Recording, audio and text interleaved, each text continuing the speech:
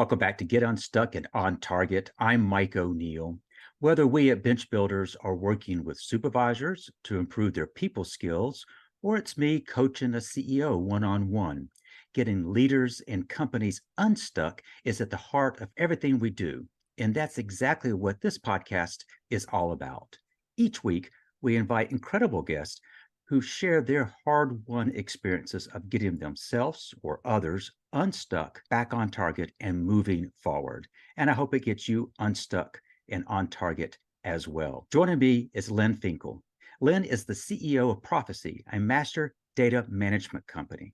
Len's background encompasses a wide range of companies, from startups to the largest software companies, developing best practices for penetrating new markets, driving top quartile customer satisfaction, achieving rapid and sustainable top-line revenue growth, and high employee engagement. And it's that two-word term, employee engagement, we'll probably spend most of our time on. Welcome, Len. Thank you for having me, Mike. I left out a lot of your bio, but one of the things I guess I would like to start with, and maybe what we'll do is focus kind of on your company, Profisee. When I say master data management, I had to look that up to make sure what that was. I have another software client, but they do something different. For those who don't know what that means, can you explain what your company does for your clients? Yeah, absolutely, Mike. So if you think about what our company does, first of all, we serve enterprise corporations. So we're a business to business software application, and we sell this solution as a software as a service. And master data management really does two major things without going into the underlying details. First, it gives corporations much more high quality data. It does that by fixing errors in the data, getting rid of duplicates, or enhancing the data that they have that might be missing certain components. So that's all around giving them better quality data. The second thing that it does is it harmonizes data, because as all the business owners and executives and employees know that are listening to this podcast, in today's world of the cloud, data is spread out all over the place. It's in tens, hundreds, even thousands of different applications, even the same customer data. I might be Len Finkle in one system and Leonard Finkle in another. What our software does is it harmonizes the data that's spread out in all these different locations, so you can truly get an accurate view of your data. And that is really, really important in today's global environment, in today's environment of remote work, where data is just spread out all over the place. And if corporations are able to move quickly and with great confidence, they need to have confidence in their data. So that's what we help them do. Yeah, as you described this, and you're talking about the importance of good data that has been cleaned up, harmonized is the word. That's a new term for me. I know it makes a big difference for a company, but in what ways having good data, how might that, for those listening, say, well, what's Len talking about? Why is that important? Can you help me better understand the business case for using your company? Absolutely. And I'll give you two examples that are just basic and very clean. One is shipping data. We have customers that had high shipping costs. And when you take a look at some of the underlying reasons, it could be something as simple as that item is being shipped to the wrong location, maybe the wrong location that a customer has, or worse, it's just a wrong address and goes to the wrong place. By making sure that that shipping data is accurate for the order you're trying to place, it can reduce your return costs because of high shipping. It'll improve customer satisfaction because I'll get what I'm supposed to get when I want to get it. So just something as simple as having the right shipping address. You'd be amazed at how often someone accidentally enters a wrong shipping address, or one of your customers has multiple locations and it accidentally goes to the wrong location. So that would be one example. Another example is, in today's world, you'll very often buy things from a company in different ways. If it's a retail, for example, you might go into the hardware store and go up and buy something and check it out at the register. Another example, you might be going online and ordering over their e-commerce website. Perfect example of two different places they're storing the data. You've got your point of sale and you've got your data on your e-commerce website. So if I want to truly understand what Len Finkle has bought from me, I need to be able to match Len in all these different systems to get a holistic view and see, yes, I bought a lawnmower. Yes, I bought a trimmer, but I haven't bought any lawnmower bags. for disposing that? Well, by getting a holistic view, I now get a better view of what my customers bought from me and therefore what they might buy more of. So there's another example of harmonizing data from different places. You did a masterful job of explaining something at a level that I think I understood, but I know it's much more complex. And let's shift gears a little bit. You've got approximately how many employees? We got a little under 200. That's a large company by my standard. And when you're trying to attract people to your company, the assumption here is they know kind of what they're doing, but what is the most typical position that you're hiring for? Typical being a software company that develops software, sells software, markets software, implements software, supports software. There's so many different positions that we have, quite a few. Our two heaviest areas recently for hiring have been in development and sales. Those have been the two of the areas that are probably the heaviest because we're growing quite substantially. So you need to both be able to make sure you capture market demand that's out there with sales, but you also have to make sure you're keeping up with what the market demands in product development and innovation. So those would be the two heaviest areas. I've spent some time on your website, and I think really tells a story that someone who doesn't know a lot about this, at least that helped me better understand. But you're building a company brand. But to some extent, this conversation we're going to have today is more around the employer brand. You're the CEO of a fast growing company. You brought to this role experience in a wide variety of organizations. If I might, as you're trying to position Profisee as an employer, what are the kinds of things that you want the people out there know about y'all as an employer? Yeah. Well, first and foremost, we are a people-focused company. And a lot of companies take different views for what their core is. And by the way, none of them are necessarily wrong. You'll run into companies that say we're all about product and product is the most important thing. Another one that's very common and should be at the top of the list is customer. We're customer focused. That is the customer. We here at Profisee take a people first approach because we believe if you get the right people, put them in the right positions, treat them right, that's going to affect all the other areas that I just described. There's a great saying out there, I wish I had said it, that your customers will never be happier than your employees. And that's just a perfect example. If we take care of our employees, put them in the right position, give them the right tools, give them the right, focus so everyone understands what everyone's doing, the right purpose, they're going to do great things. They're going to treat your customers the best. They're going to implement innovate and develop the best software products in the world. All of these other things to us comes out of that. It emanates from that core of people because, let's face it, people are at the center of everything.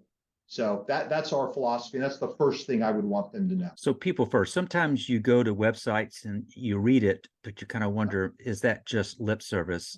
It sounds as if it's much more than that within your organization. This term employee engagement, and my work, I find people misinterpret that. So maybe as a starting point, how do you define the term employee engagement? Yeah. So the best way I find to define it, well, first of all, it means that people love working for your company, working with your company, being a part of the company. I mean, to me, that's an engaged employee. I am excited to come into work. That would probably be the best way. There's so many things under there, that go into making someone excited. But when I think of employee engagement, I think of three things that make an engaged employee. One is recognition, that you feel valued, you feel that you're paid fairly, things of that nature, that there's recognition there. And it's what I like to call the 3 R's. The second one is relevance, that I go into work and I understand how what I do every day matters. How does it contribute to what the company is trying to do? That I'm actually relevant to what we're trying to do as a company and our purpose. And third, that they find it a rewarding experience, that they actually enjoy the actual work that they do, that they're able to grow their skills. So those are kind of the three things that are the most important when I think of employee engagement. But I know it's a long answer. I would say defining engagement would be someone that's excited to come into work. That's actually very consistent with how I would define it. You mentioned the 3 R's. recognition, relevant, and rewarding. Of those three, from your vantage point as CEO of a large organization, which is most challenging? Which is the most challenging? I'm going to say relevance. That's a good, hard question. I would say relevance because let's face it, at different points in a company life, there's different things that they're focused on. Like now we have a purpose. The purpose never changes. Our purpose is to make master data management easy so customers can realize the value of trusted data. That's our purpose. That remains consistent. But because things change so often, that we might be doing something different that is most important to help us with that goal. So how do we make sure that all the employees still understand how what they do every day affects this bigger picture item? And it takes a lot of effort to make sure that everyone understands it, that you're constantly communicating. One example is part of our growth strategy here is working with third parties to help implement our software. Okay, third party, people that refer other enterprises to Profisee, but would eventually end up implementing our software. So we don't always implement it. Sometimes we use partners. Well, I've got a professional services organization. Their job is to implement our software. So as we're talking about partnerships and how important partners are to expanding our footprint around the globe, the people in consulting are thinking, wow, that's my job. I implement software, but you're telling me that the most important thing today is expanding this partner network. How do I fit in? And by the way, it does fit. I could go into the details of how it fits, but that's just an example of how do we as a company make sure that while have different priorities, that people still realize how what they do affects the company on a regular basis. Think about someone in accounting, right? That's the spine of the organization. They're the ones that make sure that bills get paid, we pay our employees, we collect from customers. How do we make sure they understand how important that is when we're talking about all these, what I'll call sexier things all the time? Yeah, it didn't really surprise me when there was this long pause when you were trying to contemplate, which of the three is most difficult. But here's what I'm sensing. Tell me if I'm anywhere close. As CEO, you have a big picture understanding. You're probably naturally wired to understand and see connections. What makes clear sense to you might not to someone else. And when you're leading a dynamic organization where those priorities might be shifting, you said it takes a lot of work, and you use the word communication. I find, at least in my work, that when we go and ask, the number one complaint typically is that of communication, meaning it's hard, it takes continual. But you just gave a good illustration in which there's not necessarily any role that's more important. They're all important. But if people can see how they are relevant to what we're trying to accomplish, if they feel that they're being recognized for the contributions that they're making, and that what they get in return feels rewarding, not just obligatory, that's a magic part of approach. Employee engagement. You've been recognized as a company by those outside organizations that look at that. I want to say it was Gartner. I know that you've been recognized as a top place to work in the Atlanta area. And I suspect that that's something that you take some pride. There's a lot of software companies in the Atlanta area. Yes. To differentiate. Why do you believe that you as a company got chosen over other companies? What really differentiates you as a company from an employer perspective? Yeah. And by the way, just to say that we actually you're right, there are a lot of software companies.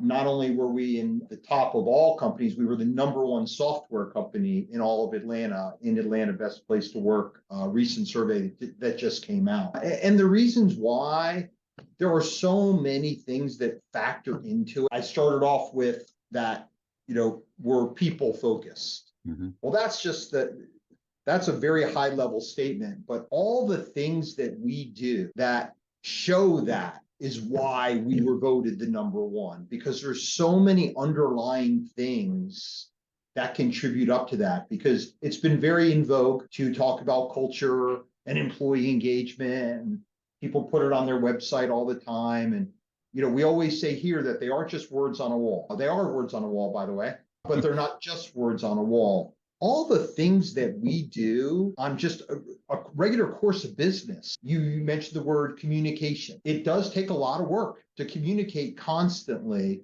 but that's what people, need. You don't want it. You don't want to be in the dark. So that communication is a huge element. We do things as a course of practice that people see that it's real.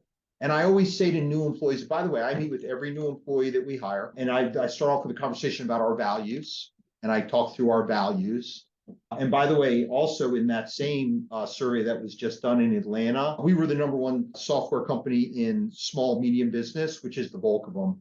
But you give different awards across all these industries, across all size companies. They only gave one award for all of Atlanta for values, and Profisee was awarded that award. One award, we got it. But we talked to the employees about values and what it means, what our expectations are, because it helps also. We do it in the interview process, not just when I speak to them afterwards, but we think about the type of people that we want to hire that have these similar beliefs of the importance of people and helping each other and the other values that we have. So you create this environment where you only are attracting the people that have these common values around people and helping each other and constructive candor and growth mindset.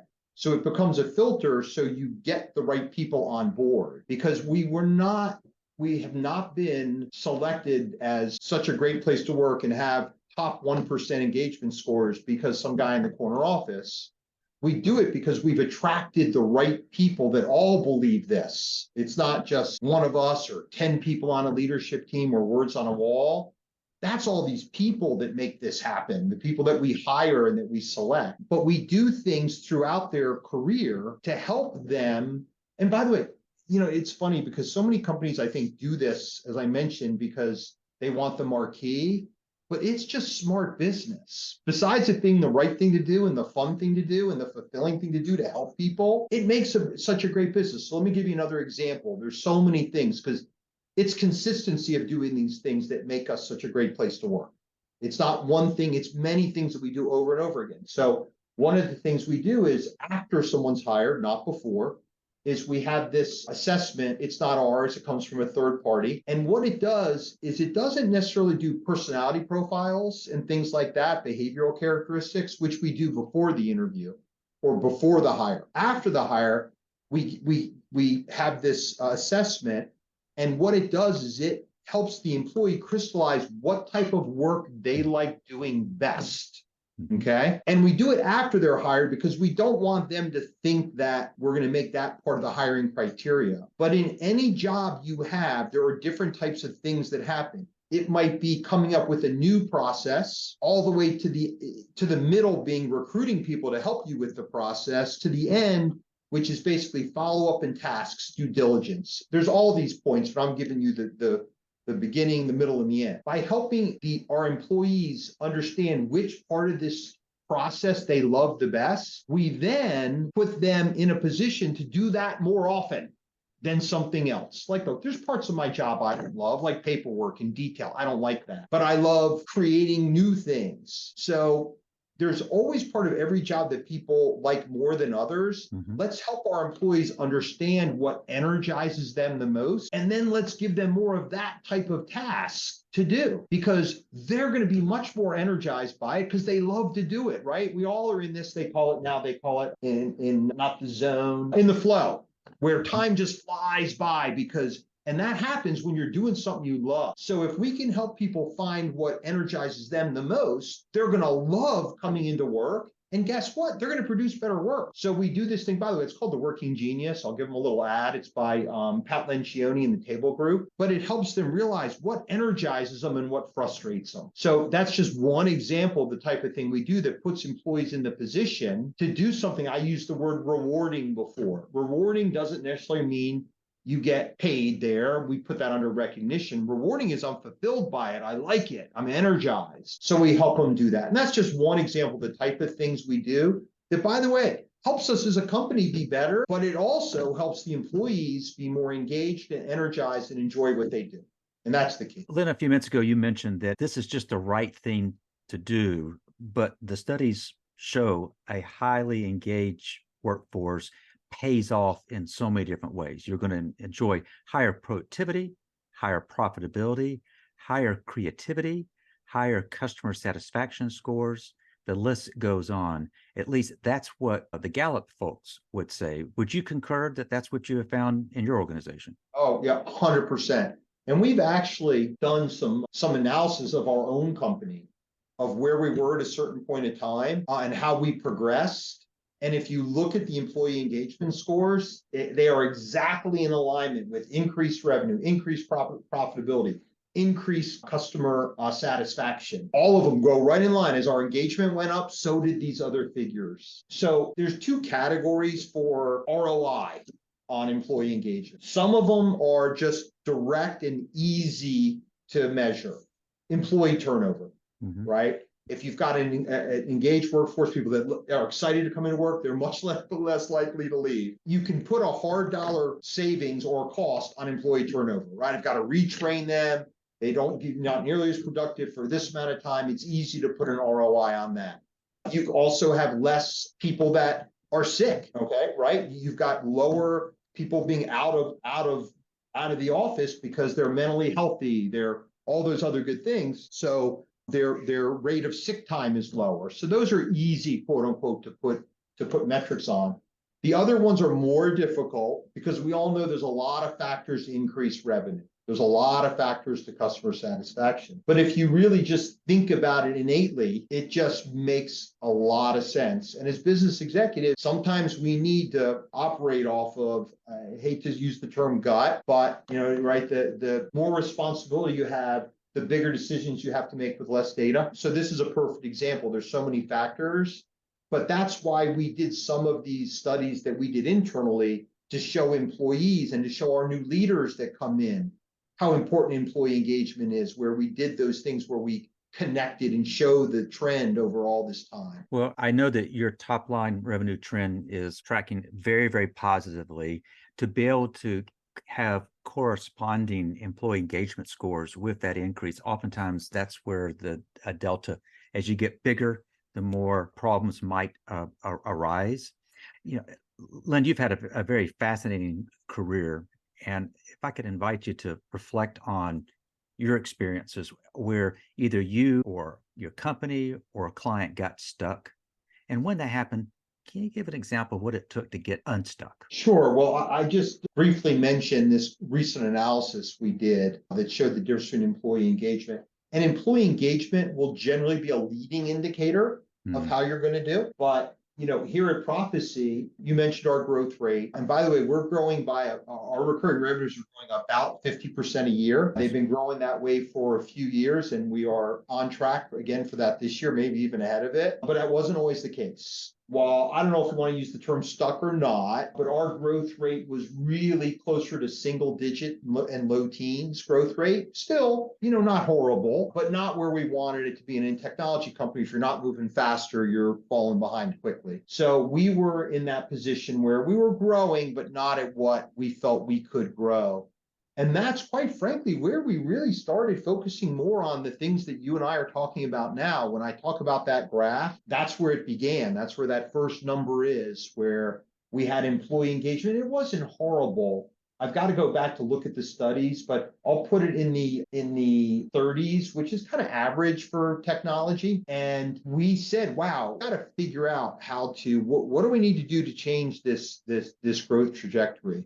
And as I mentioned, really after reflection, really it's about the people, and it's about saying, how do we get everyone focused on board so we can get the best ideas and the best solutions to overcoming some of these challenges we have, like market awareness was one of our challenges. Great product, great value proposition, super reliable, but not enough people knew about it. So that was one of our challenges, was market awareness. And we started by focusing on the people and getting together and saying, all right, what do we need to do? Let's get the right brains in the room. And what we all came up with is we needed to figure out how to get more focus, how we could take our resources. If you think about data management, it goes across every company in the world has data. Yes. So we had to decide, with our limited resources, not being a huge company. I mean, we're not tiny. At that time, by the way, we were half the size. So we were we were probably in the 70s as far as employees go. But what we all decided as a group is, how do we get more focus? How do we figure out where we're going to take these resources, and it's trying to sell to everybody. Let's get really aware in a few specific industries. Let's get well known in 3 industries as opposed to being a little known in 20, okay? But it all started with getting the right people in the room, agreeing on what our challenges were, and figuring out what do we need to do to get better. Employee focus was one of the things, agility, communication. These are things that came out as we were trying to figure out what we needed to do better. So we figured out we needed to get the people more engaged with what we were trying to do, and we needed to get more focused, and that was just the beginning of it. But today, our employee engagement is 95. Goodness. So we are at the very top 1% of all companies' employee engagement. And if you look at that graph I mentioned, you'll see 37, 47, 65, 85, now 95. And surprise, surprise, profitability, revenue, customer sat has all gone with it. Our customer sat has doubled as well. Our current score, I don't know if people are familiar with Net Promoter Score, but that is not just customer sat, but it's taking your satisfied customers and subtracting out your customers that are just moderate or unsatisfied. And our current NPS score is 77. That's top. Typical in the technology industry is 38. So all of these things came up, but that was got us unstuck from being in this company that was somewhat growing to really rapid growth, we'll call it at this point. I was really intrigued when you described employee engagement as a leading indicator. I don't know if that's the commonly held view, and I appreciate you sharing that. I think it kind of punctuates why I really wanted to kind of key in on this particular topic today. Len, as you kind of reflect on what we've discussed on the podcast, what do you want to be the takeaways?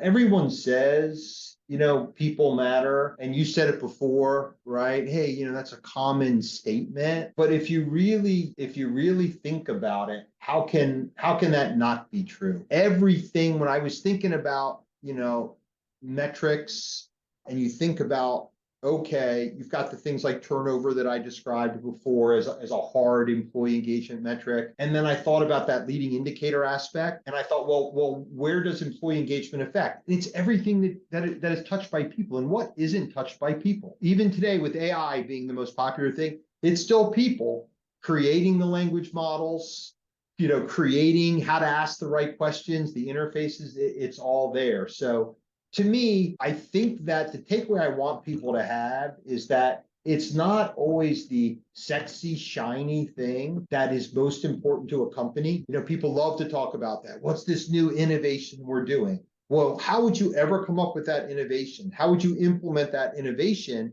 if you don't have super smart people that are making that happen? So it is, in my mind, clearly a leading indicator, because you've got to have that if you want continued sustainable. One person, 3 people working independently can grow some, but if you want long sustainable growth, there really is no other option. This has been a very much enjoyable.